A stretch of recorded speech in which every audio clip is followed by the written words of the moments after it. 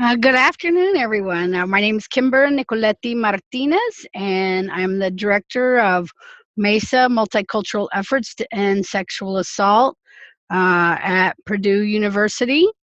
And we're here this afternoon to talk about engaging migrant and seasonal farm workers. And so I appreciate everyone for joining us. What we'll do here is I'll do some talking, and feel free to send questions in the chat bar, but also we'll pause after about 10 or 15 minutes to see if anyone has any questions, or if there's any sort of specific information that you're looking for. Please also feel free to put that in the chat bar. So I'm a little new to this technology here, so Mark, can everyone see the screen? Yep, it looks good. All right, thanks.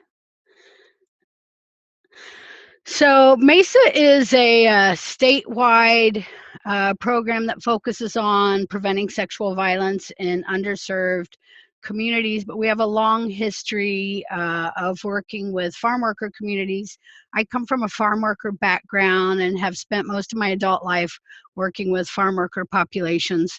We also have a child sexual abuse prevention effort that focuses on preventing child sexual abuse in farm worker communities. And for that project, we work in Indiana, Arizona, and California. So a lot of the questions that when we start talking about who are farm workers, that varies a little bit from state to state. In Indiana, we haven't had any accurate data in terms of numbers of farm workers that we've had from several years, but our farm worker population tends to come from areas such as Mexico or El Salvador.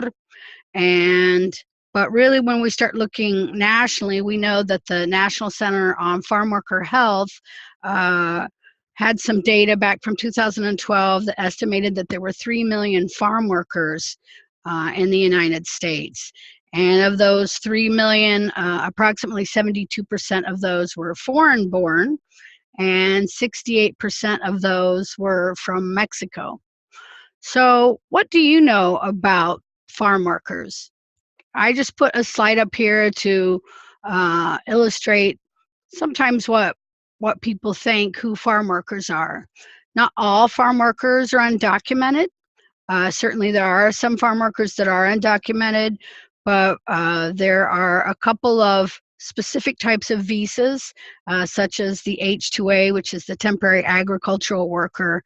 And in our project in Arizona, there are a lot of farm workers that are able to cross back and forth across the border every day doing their farm work. But certainly there are domestic farm workers, immigrant, international, undocumented, guest workers that have like the H-2A visas. There's also the H-2B visa, which is a non-agricultural visa for workers doing other kinds of unskilled trades. But there's also seasonal workers, which would be an individual that would engage in agricultural work, but not necessarily year-round. So maybe for a certain period of the year, they work in berries or a particular crop, doing farm work, and then they assume another kind of work the rest of the year. Now, in my experience in working in farm worker populations and service providers, really there's been a broad definition of who is identified as a farm worker. In Indiana, we deal a lot with migrant farm workers, which reflects whether farm workers are eligible for specific services for migrant farm workers. And that's related to, have they moved within a certain period of time for the purpose of engaging in farm work. And that can, from state to state and program to program, can vary in terms of what is considered farm work. In some programs, it can be nursery work, it can be meat processing. Other ones, it's strictly for farm workers working in crops and harvest. These are just a few pictures of some of the outreach work that we've done with farm workers over the past 15 years. Our work is really arts-based. We travel around and we engage and organize communities around preventing violence. And in that process, we do a lot of what's considered theater of the oppressed work, and also a lot of visual sorts of arts-based activities to engage farm workers in educational processes. So since this webinar is really supposed to focus on engaging farm worker and seasonal farm worker populations, here's some of the values that we frequently encounter that impact how we approach working with a community and how we go about organizing the community to do different sort of activities. One of the values that we start off with is personalismo, this idea that the first engaging the person and developing a rapport with the person before we start tending to what task we may have or what goal that we may have with the person. It's really important that you approach the community and the person to get to know them, to understand what their thoughts or feelings are before you move on to something else. The other value that is commonly held amongst Latina communities would be familiarismo, and this idea of looking at the family, that the family is central and it's important. Even though there's always variances anytime that you start dealing with values in a community. I've certainly seen communities that weren't as focused on personal relationships and family, but I've seen other ones that really specifically adhere to sort of these frequently held values. And then the third one is collectivismo, the idea of the collective, the community, the well-being of the community. And so that really impacts on how you get community buy-in, to get people engaged. Say if you're trying to set up an outreach effort or a program, really a lot of times in looking at the framework of those first three values is really, if I was going out for a first time in a community, I would get to know a person, learn about their family, and then also learn about what the community needs were or what the community was interested in. And then the fourth value that we frequently encounter is the idea of traditional gender roles. I previously worked in a community health clinic as a social worker, and in that, I frequently, when I dealt with individuals or someone in the family, that I also had to engage the father in the process of any sort of work that we were going to do with the family, and that was really paramount into creating a successful rapport with the family. So some of the unique responsibilities and challenges of working with, for us, migrant farm worker and other places, just farm worker populations, this was just sort of a shopping list. Time, you know, a big emphasis around time is that often I will set up an activity or an event or some kind of training that we're going to do. And let's say that I have it scheduled to start around 7 p.m. I might get there at 7 p.m. and there might be other things going on. Maybe some of the workers had to work later. Maybe somebody found out that there was a food pantry nearby. And so I might end up waiting for a period of time. I've actually gone to places where they asked me to be there at 5, and then we didn't get started until like 8 p.m. And I know that oftentimes that's challenging for people, but it's really something that you have to consider if you want to have successful outreach often in these communities. Another one is facilities. That I've had a wide range of places where we conducted pláticas and trainings and events. My most unique experience that I can remember, honestly, was a laundromat that was at a migrant camp, and there was no other sort of picnic tables or anything that we could meet with. So one of the women suggested that we meet in the laundry room. And so we were doing some interactive activities in there. And of course, there were people off to the side that were folding their laundry. It still makes me chuckle thinking about that. And as I previously mentioned, involving the family is very important.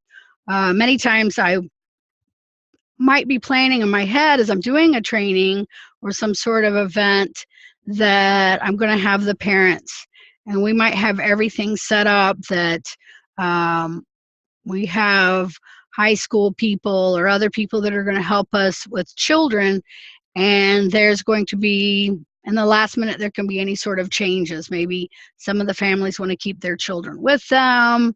Maybe that particular community thinks the kids should be involved because it looks fun. And so that anytime you might need to adapt your activity, that you'll be involving the whole family. And then utilizing a team effort, as I was talking about, in that sort of quick adaptations can also include needs around transportation, health education, translation, interpretation, social services, that we usually, when we're out working in communities, we're not just looking in isolation at the issue that we're trying to deal with. We're really looking at the whole person or the whole family and the whole community.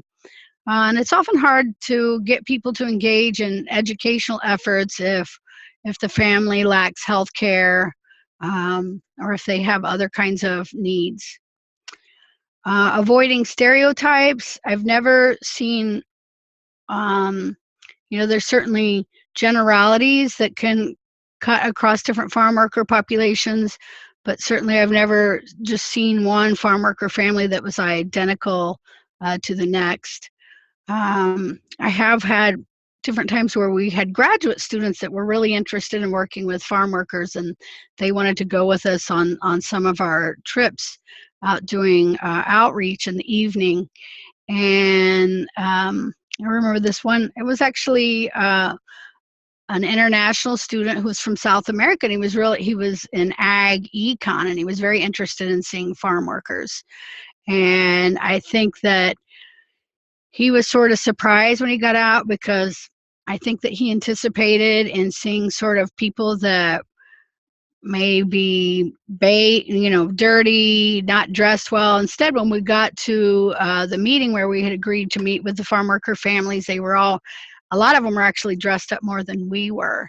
And so this idea of the stereotypes of what you think farm worker families or what farm worker populations look like. And I think one of the unique responsibilities in working with this population is around advocacy, because, like I said, when you're looking at the whole person, the whole family, and we're dealing with some of the poorest families in the United States. The average farm worker family of 4 earns about $10,000 a year. And so there's often a lot of needs and a lot of systems that families don't know how to navigate. And I think it's really a unique responsibility when you start engaging these families that you also understand sort of the ethical responsibility of that.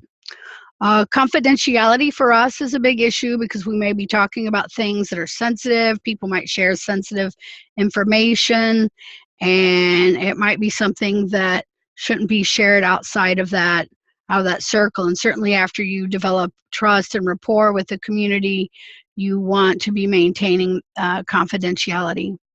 And then lastly, really looking at cultural sensitivity, presenting information in a way that is relevant to that community. Cultural sensitivity also includes being linguistically sensitive, so that you can provide information in the appropriate language. And that goes both ways. I've certainly made the faux pas myself, where I took all my materials in Spanish, and we were doing a training in Spanish, and some of the participants asked me if I had resource materials in English. And It was my aha moment because I really already knew that, and I made that mistake myself.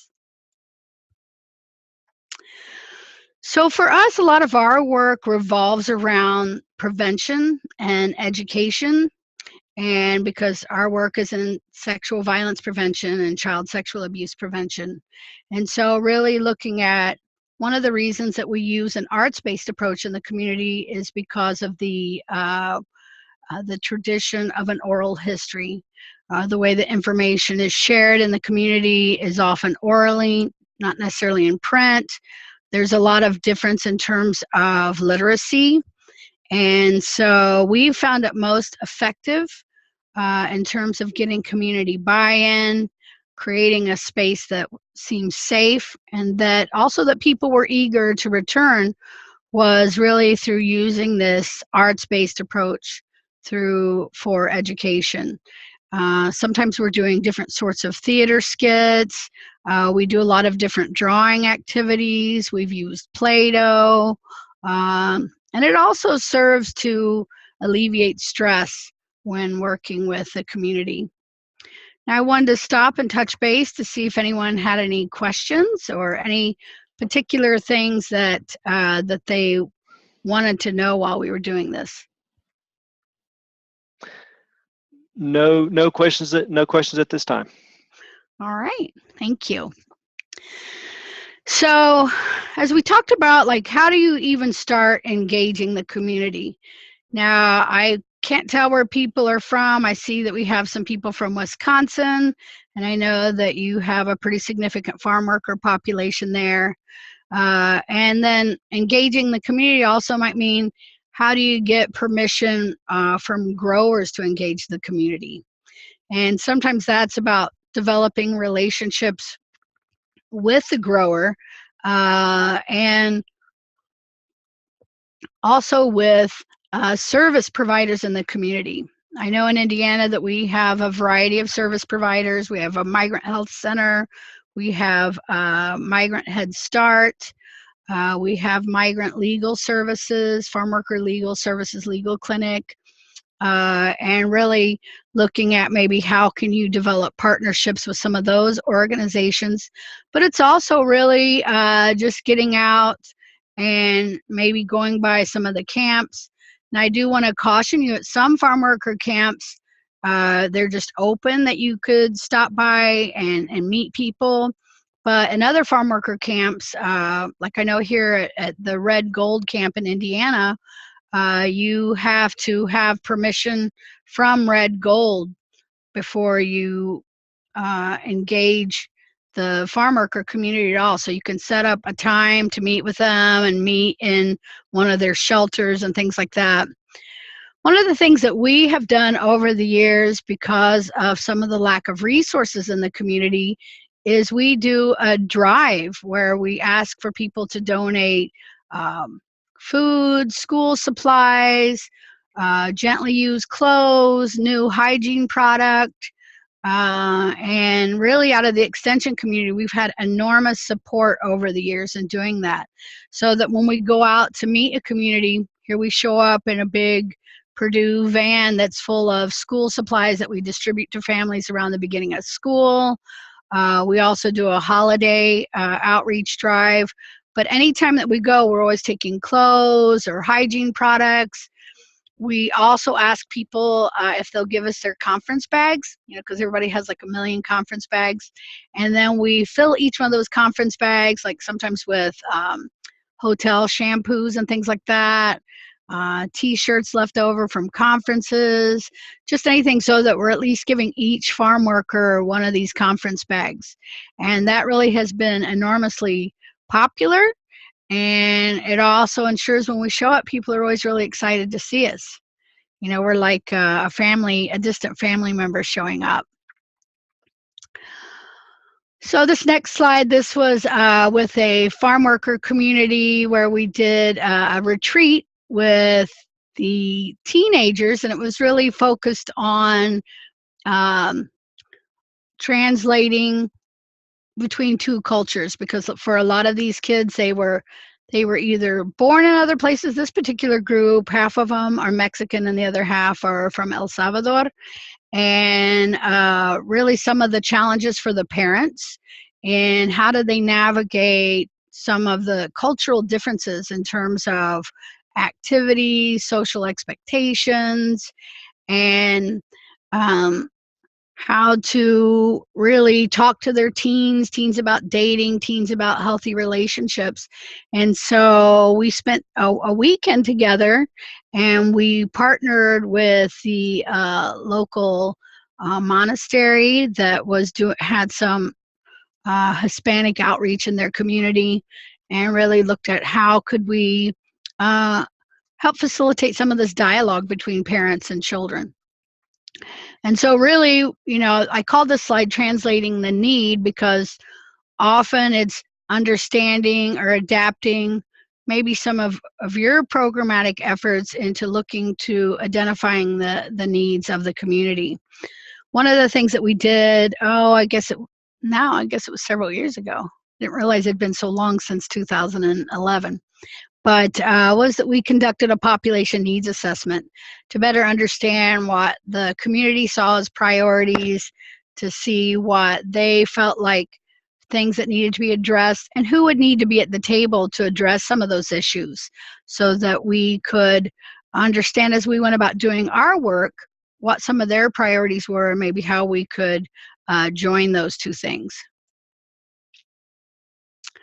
Another important piece really for any organization or an extension that you could do is to offer training for organizations and service providers about how to serve farm worker communities. This is a little girl here. I love this slide, and we've brought in all these toys, and she found several things that she loved. And really helping them, develop the capacity for organizations that aren't currently serving farm worker populations but are interested in it, because certainly one office can't fulfill all of the needs. And so we do spend a certain amount of our effort in helping create the capacity for culturally relevant services with service providers here in the state. And so and really extension could play a huge role in doing that with all sorts of child care providers, educators, health services. There was a time several years ago where we went into a community and they were having a hard time finding healthcare providers that were willing to provide vaccinations to farm worker children. And some of the process was training them that a lot of the children had Medicaid, and also looking at how they might adapt their services so that the children could have their health care needs met. So if you're an organization and you've never worked with the farm worker population and say you want to start conducting some sort of outreach, this is a slide from a theater skit that we were doing with some teenagers. Really looking at who you could work with, who you could collaborate with, who you could help in their advocacy work and farm worker population. And really understanding that culture is a complex issue, and so that oftentimes it's not just enough to provide the information in Spanish, and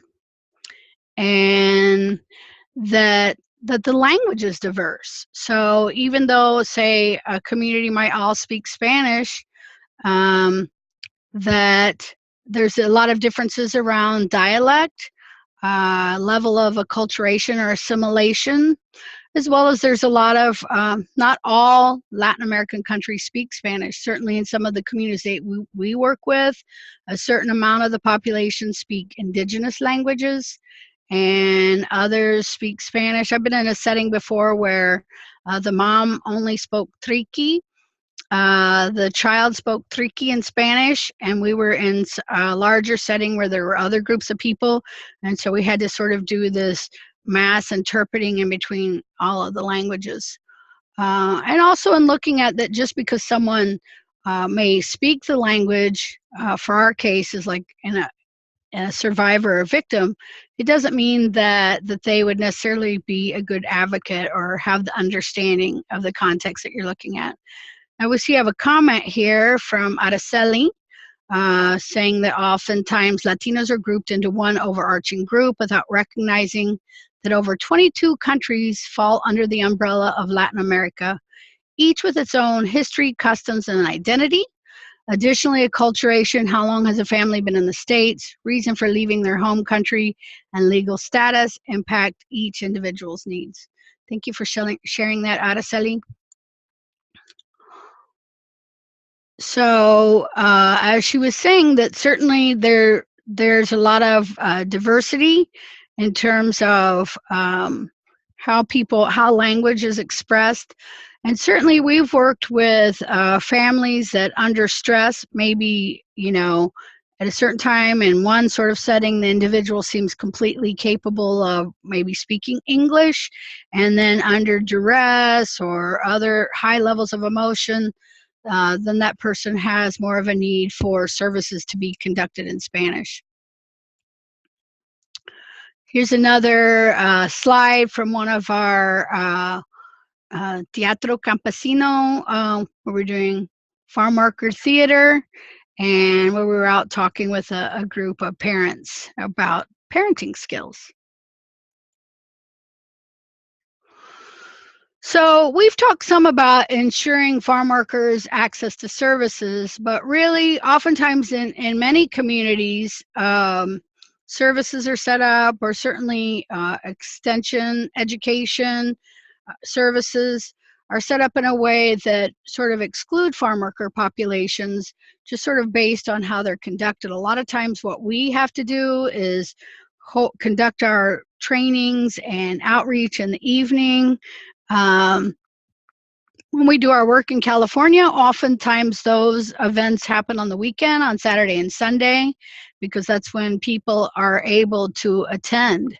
So if you have an organization and you want to reach or work with farm worker populations, that the idea is that you might need to adapt your services to ensure that farm workers can access them, or maybe have an outreach person that goes out and does site visits in farm worker areas. As I was thinking about what Araceli said, another thing to consider is that not all farm workers are Latinos. That certainly a large majority of them are, but really, if you look back into the history of the grape wars in California, that it was originally Filipino farm workers that started those community organizing efforts. And I've certainly been in communities where there were African American farm workers and farm workers from other countries. And I showed up with my materials in English and Spanish, and certainly was surprised because that wasn't the makeup of that entire population. So it's also important to know before you start going out to conduct outreach, to see what you can find out about the farm worker population in your community. Do we have any questions now? No questions at this time. All right, it's a quiet group. So we've gone through some of the things, but just overlooking is just a review to establish rapport. But it's also important to remember safety is a very important issue in the community, specifically when you start looking at farm worker populations that might have a lot of fear of working with mainstream organizations, fear of deportation, fear of police systems, or also institutional systems in general, so that you want to make sure that you're creating an environment that's safe for people to attend, to express their questions, and also looking at the community framework. How's the community? Who are the informal community leaders? Any particular community leaders? and where do they come from, sort of what some of their story and their needs, looking at using an interactive or an arts-based approach has been very successful for us, and also getting community buy-in, which would be sort of through that process, what I like to call you got to drink a lot of coffee, which is really going through and getting to know people and sort of developing a rapport with one person, maybe two people, and let those people kind of help you develop buy-in with the community. This is, I love this picture because it's a father who brought two of his children to one of our farm worker platicas. We call it a platica to talk. It's like a talk that we have with different families or parents or children or community members. And we invite people, and he brought two of his kids. And that particular day, we had a lot of books and school supplies that we were giving out. So I wanted to have some time here where we could talk about any specific things that you had in your community or questions that you may have, or are any of you working with farm workers right now? If you could let us know in the chat. Yeah, any formal questions, folks, please put them in Q&A. Chat is fine too, as we mentioned. And Kimber, I think I'm sure you'd be okay with it. If anybody wants to join the conversation, I have the ability to promote folks. If you have audio and video on the device that you're connected to the webinar to, then we can promote you to panelists, and you can join the conversation. I think we'd love to hear your experiences and any questions that you might have. So there was a question in Q&A. Kimber, can you see that? Or well, let me see. I have up chat. Let me see if I can find where click on Q&A is. While you're looking, I'll sort of read it off just for folks, and if anybody's watching this after the fact, they'll also be able to hear it. Gristle, I'm probably butchering that name, so if I get that wrong, I apologize. He says, we also have to keep in mind that as Extension, we are part of a state academic institution, and with the political situation now, folks are very cautious with individuals and organizations representing state and any other government institutions in Extension, and we need to be aware of that. Yeah, that's a great point, Grisel, that I've always sort of carried that balance with myself, and the fact that I work at an organization that's sort of been historically conservative, but at the same time that I actually have had a tremendous amount of support here in the College of Agriculture at Purdue and from the Extension community in terms of outreach and the work that we do. I mean, sometimes I've just been surprised how much support that we have received in terms of people making donations. We've had people willing to take things out, deliver donations at the holidays and things like that. But you do make a great point that it's important for people in Extension to be aware that could be a scary thing for people. And what are some strategies that you could use to help people feel safer? Now, I've never seen any particular reluctance for people coming to Extension offices, but I know that would be something that you would explore in your particular community. In fact, in Indiana, we have several Extension offices that have they call them La Plaza, where they have educational centers specific for Latina immigrants who want to complete their high school education, or they can conduct different sorts of informal education in the community. So here's Araceli. She says, that's a great point, Grisel. I'm currently experiencing this with my outreach efforts to a very small group of Latinos in our area that are not farm workers. Would you want to tell us more about that, Araceli?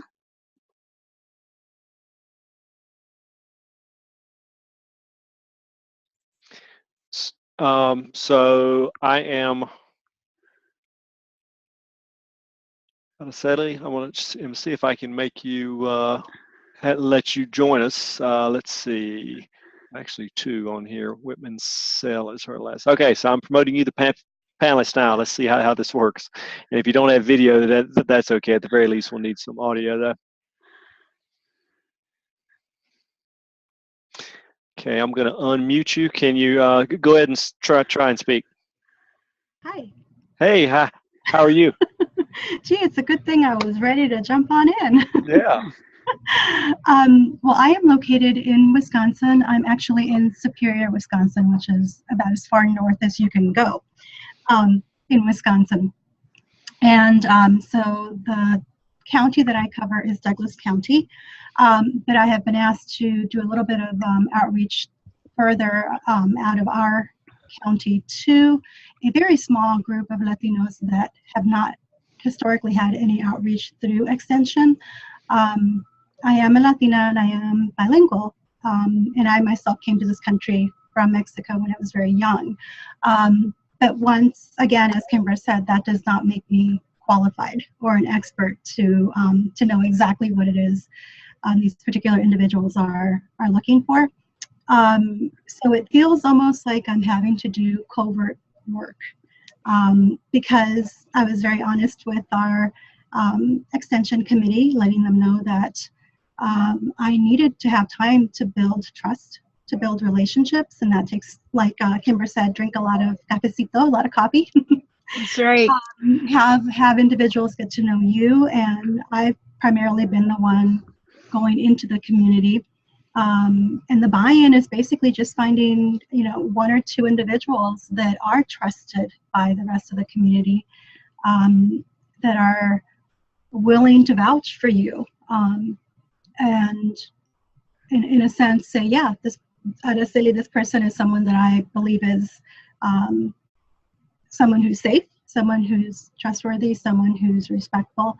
But it's very slow going, especially since I do 75% of my work is in Douglas County, and only 0.25% of my work is in the outreach to that additional county with the very small Latino population. It's very slow going, and I'm just trying to be very, very respectful as to taking the time to learn what are these individuals' needs? Do they have a need that they even want us to come alongside and help out with? I don't want to make any assumptions whatsoever. As Kimber said, I love that you mentioned that you had made the assumption at one point about the individuals that you were reaching out to, that they spoke Spanish, or that they were all Latinos. And it's those assumptions. We don't know. It's just a matter of I'm learning, showing up, being very honest with yourself and with the individuals that you're showing up for, and saying, I'm not the expert, but I'm here to listen and I'm here to learn. And if whatever it is that I can do to come alongside of you and make your lives better or bring more resources to you, then that's what I'm here for. But I'm finding it very challenging. So if any of you have any suggestions, that would be wonderful. Thank you, Araceli. Do you have was there a particular goal that they had in mind for you starting the outreach, like under a particular project, or? None whatsoever, other than we had noticed based on the demographics that the numbers of the Latino population was growing, although it's very, very small. Making the connection that I myself am rather new to this community. I think within 2 years, I've been here 2 years in April. And I happen to be bilingual, which is pretty rare around here, and Latina as well. So it was one of those things of, hey, we have not been able to do any outreach. This is a good opportunity. Let's see what we can do. So in a way, it's really nice because I don't have, I'm not confined by this is what you need to do, which is great. But at the same time, it's also like very broad. So it's a learning experience, most definitely, and very humbling too. Well, how wonderful though that you're up there though, and It is. Especially that they're interested in making an effort, just recognizing that there was a population there. I've certainly seen communities where there were large populations and farm workers, and sometimes people in the community didn't recognize it. I one time had somebody ask me, where are they at? Almost like they wanted me to take them on a tour. And I was like, I'm like, well, because I'm interested in keeping the community safe. So I wasn't going to be like, let me draw a map where the farm workers are for people, right? You are here. It's true. It's true. Right. So. Araceli, I'm curious about, you mentioned, having someone in a group vouch for you, or sort of making those connections with one person, as a way to become a part or to find an inroad into a group. Is there any one particular person? Like, I'm wondering if it would be a minister or, a head of a household, or I don't know. Is there any sort of one person that, if folks are looking for a particular person in a group, that might be a good person to form a connection with? Is there someone you could point them to? Yeah. Well, it's interesting that you brought that up, because just this morning I had a meeting with a pastor who is not necessarily from that community, but who has had some interaction with some of the Latinos from that area. And so I was discussing with him if he had any knowledge of any individuals that, it's like, it's in any community, any group of friends, there's always that one person that if you want something done, you want something planned, you want something to happen, so-and-so is going to make it happen, right? Sure. So it's trying to find that particular person, and it really goes back to, Kimber, you're so awesome, that coffee time. It's something that's hard to, I think, to explain to many people, as far as there's great value in simply being present.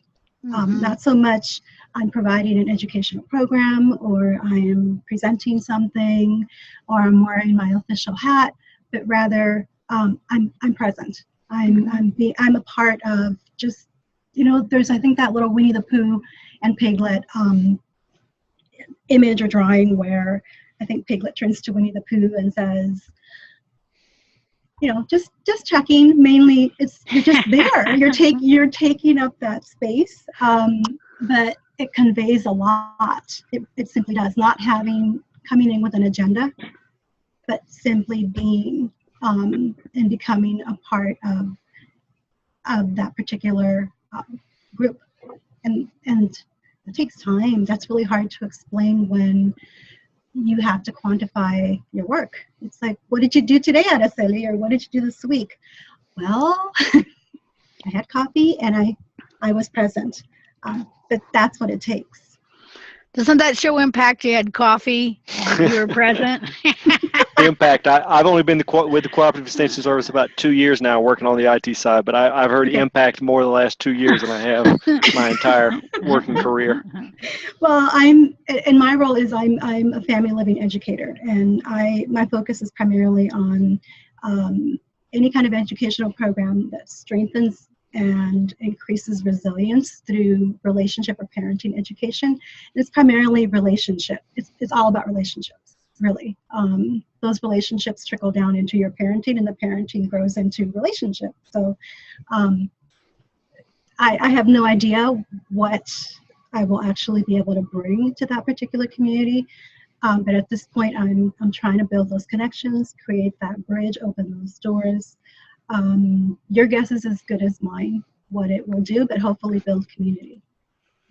Yeah, Araceli, we like to say, cultivando una familia sana, segura y feliz. Perfecto. So that we're like using agricultural I like terms. cultivando. Yeah, Yeah, we're growing a family, that's happy, safe, and healthy. Mm-hmm. So, and that's foundational to everything, right? It is. I see that we have a comment here, Mark, from Grisel. Yeah, Grisel said, and I think it's more of a comment than anything else, but I think it's certainly applicable to what we're saying. He shares that he's down in Orange County, Florida, working with a community center, and they're working with the staff there. He says, I've had the opportunity of working with different Latinos and learned that even asking very naive questions like where are you from and how long have you been here can be very intimidating and Yes. can be dangerous to share among a group of people. He says, I was born in Puerto Rico, and though I'm a U.S. citizen by birth, I have very strong Caribbean identity and can understand the needs and responsibility to bring awareness to other Latino or the similarities, differences, privileges, and benefits of each. Absolutely, yeah. Does he want someone to come visit him in Florida? Yeah. Well, I think Grisel said, I am a she. She is a she. I'm sorry about that. I was going to say my southeastern North Carolina brogue and my my lack of necessarily knowing names is showing there. So I apologize for that. We also have another comment here from Maria. That I work with Latino farm owners and farm workers in Pennsylvania. I'm currently developing programming for this audience and for extension educators in Pennsylvania who try to reach out to them. I'm an extension educator for Penn State Extension. Awesome.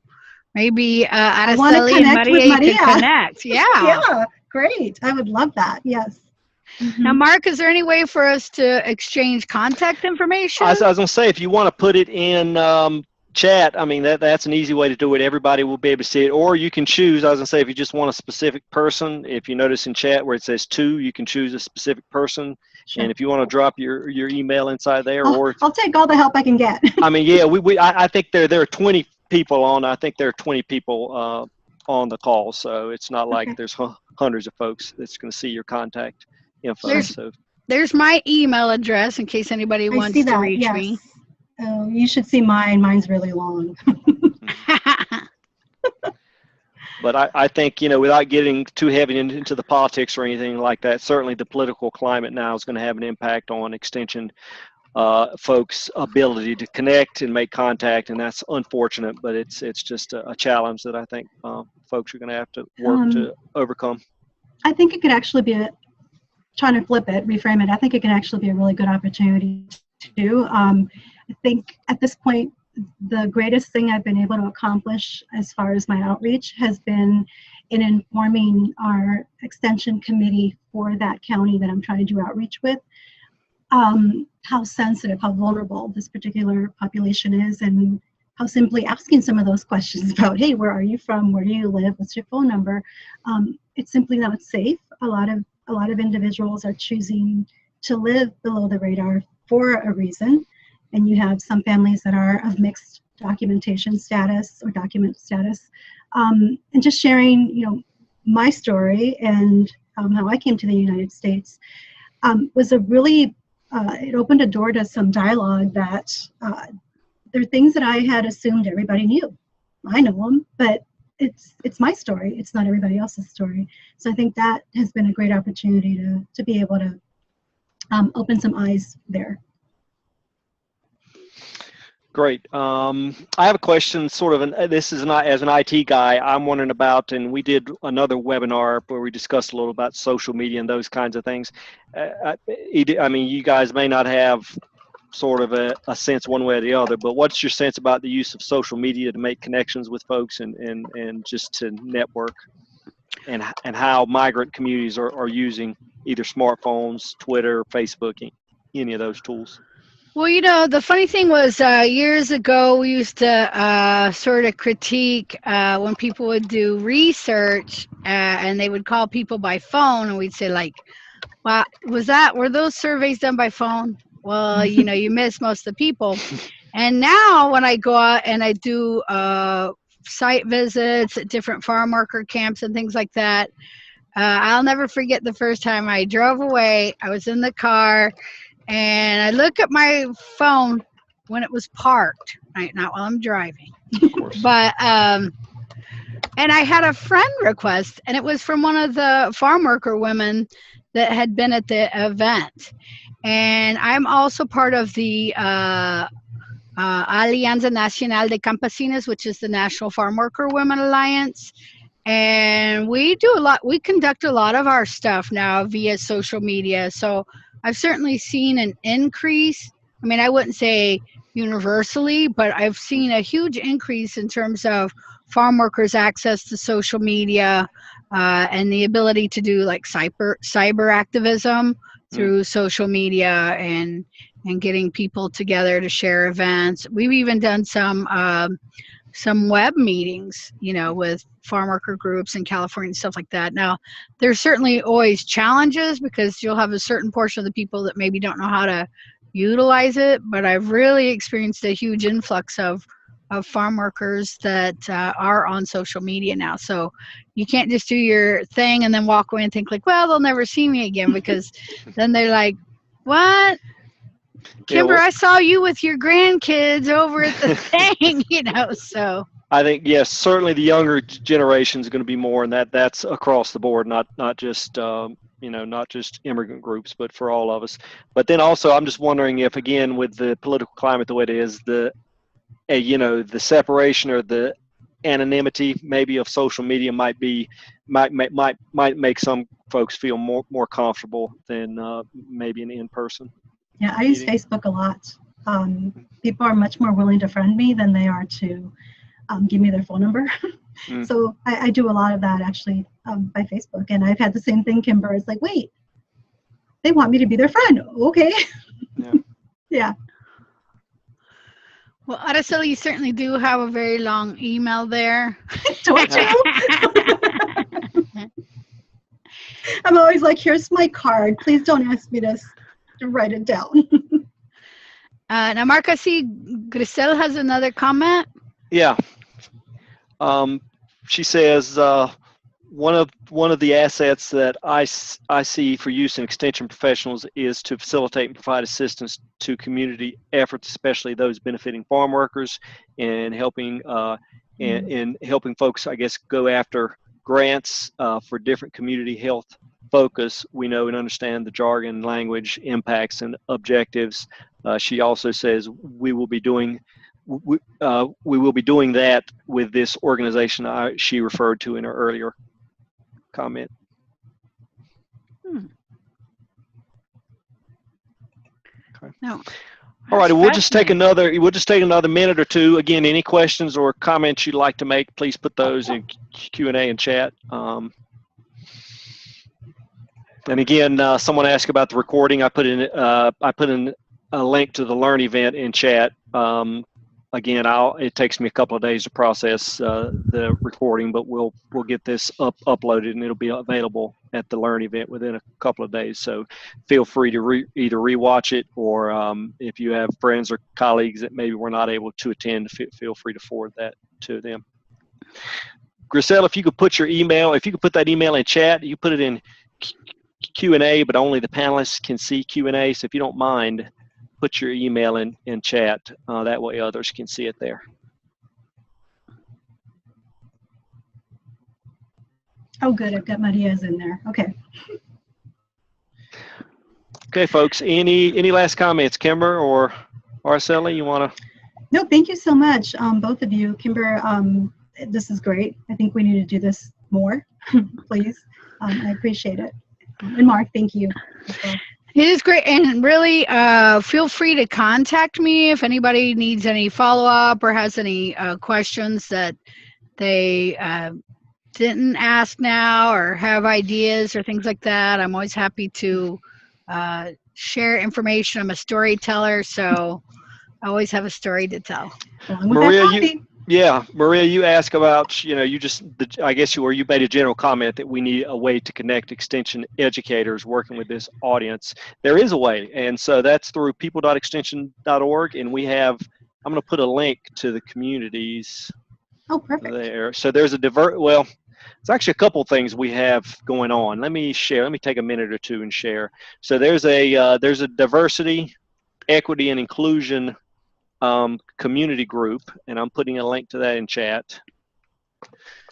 So now you're going to need to log in with your e-extension ID. If you don't have an e-extension ID, you can click the sign up link. That when you try to go to this web page, you have to sign up first if you don't already have an e-extension ID. But there's a diversity, equity and inclusion group. So that's a way, and it sort of acts like a listserv. You can email this group, and it will go out to all the members of that group. So that's an option. Another is we're doing a diversity and inclusion core at E-Extension, and let me see how fast I can find a link.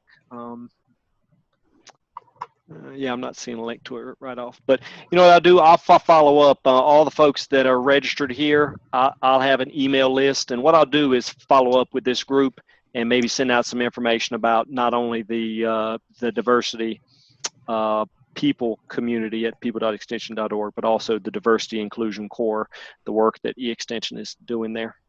So I'll follow up with this group that way. Right. Well, great. Thank you so much, Mark. All righty.